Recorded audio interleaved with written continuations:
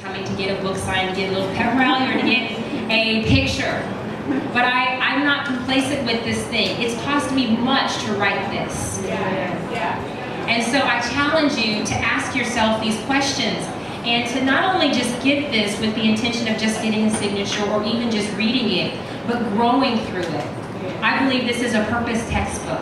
I'm going to define for you the difference between purpose, gifts, reinvention, calling, and giving you clarity about how to discover what your gifts are. Many of you are in jobs and in places and doing things that are completely out of alignment, and I give you a framework for that.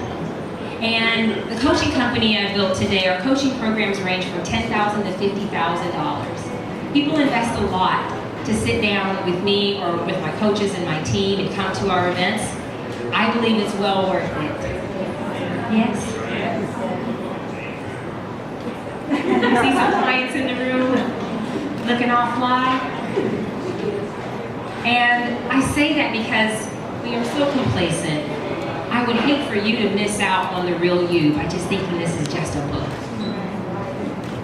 I believe that this is something that is going to actually help you step into your destiny. And so the last thing that I'll say is that I also hope that you will not just get a copy for yourself, but that you will think as a destiny-minded woman and man does, and think about who else needs a burst of inspiration to believe bigger than what they're going through, what they've been through. Who do you believe in that needs somebody? Like, it changed my life and somebody told me that I could be something that I had never seen before. What if you are that person?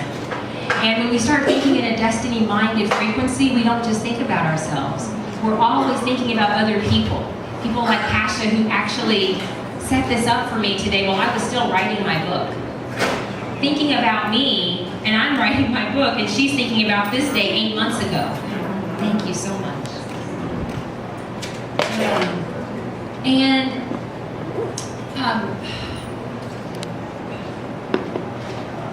I know the reason I believe it's so important is to realize how much we matter.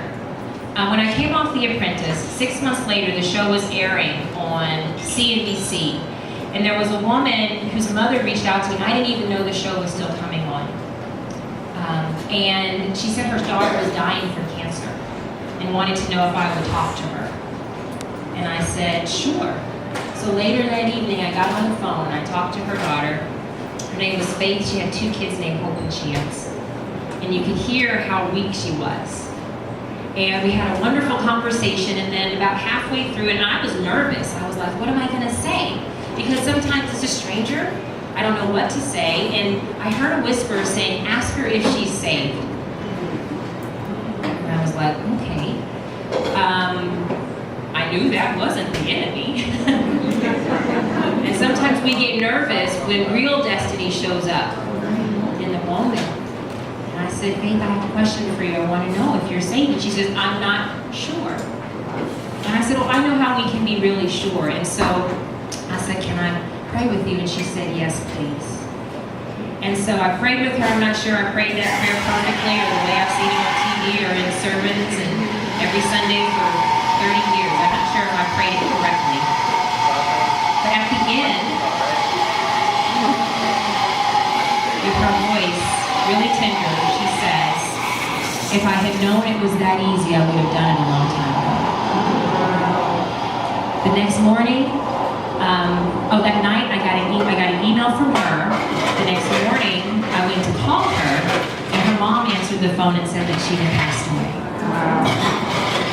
And so I don't take things lightly. When I say we matter, when I say you matter, I was on a show called The Apprentice, a business show. I wasn't praying, I wasn't laying hands on people, I was being who I was supposed to be.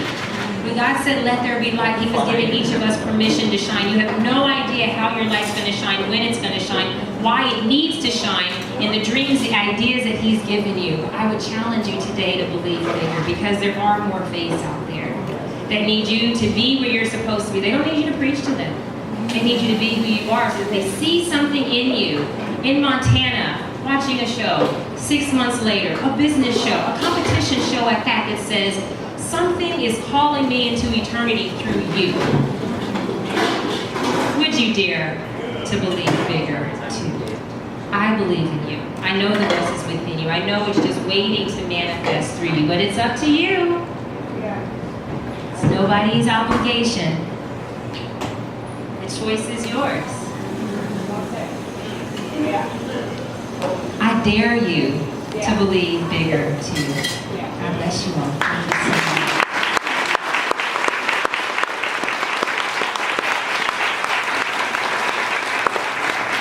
Let me also say, because I've screwed this up a couple of times in cities, people are coming up to him saying, "Are you the guy that cheated on her?"